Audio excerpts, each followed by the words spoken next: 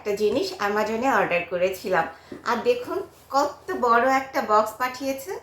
অ্যামাজনে এই একটা জিনিস আমি বুঝতে পারলাম না, যখন কোনো বড় জিনিস অর্ডার করি তখন এত ছোট একটা বক্স আসে যে দেখলে মনেই হয় না যে এত ছোট বক্সে এত বড় একটা জিনিস থাকতে পারে। এর কারণ হলো বড় জিনিসগুলো সাধারণত পার্ট পার্ট হয়ে আসে, ওগুলো বাসায় অ্যাসেম্বল করতে হয়। আর যখন কোনো ছোট জিনিসের অর্ডার করি তখন এরকম একটা বড় বক্স ধরিয়ে দেয়। এটার কারণ অবশ্য আমার জানা নাই। আপনাদের যদি জানা থাকে কমেন্টস করে জানাবেন। তো চলুন বক্সটা আনবক্স করে দেখি যে এই বক্সে কি আছে।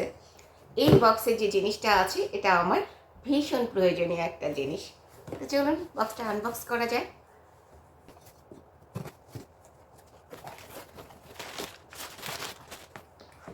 এই যে দেখুন, অত্যন্ত প্রয়োজনীয় একটা জিনিস, যেটা কিনা আমার ভ্লগ ভিডিও করতে ভীষণই প্রয়োজন লাগবে।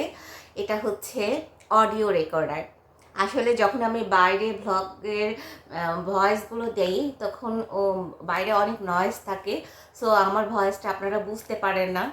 তো আপনারা যেন আমার ভয়েসটা একদম ক্লিয়ারলি বুঝতে পারেন যখন আমি বাইরে নয়েজি কোনো প্লেসে ভিডিও করি। তো সেই জন্যই আমি এই অডিও রেকর্ডারটা নিয়ে এসেছি। আসলে আমি বাংলাদেশ থেকে যে অডিও রেকর্ডারটা নিয়ে এসেছিলাম ওটা বেশ কিছুদিন আগেই নষ্ট হয়ে গেছে। তো আমি ভেবেছিলাম যে ফেসবুকে থেকে যে পেমেন্টটা পাবো সেই পেমেন্ট দিয়ে আমি হচ্ছে একটা অডিও রেকর্ডার কিনবো।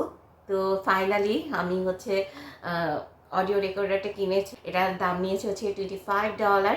এটা কিন্তু আমার স্যালারির টাকা থেকে না, এটা সম্পূর্ণ ফেসবুকের টাকা থেকে কিনেছি।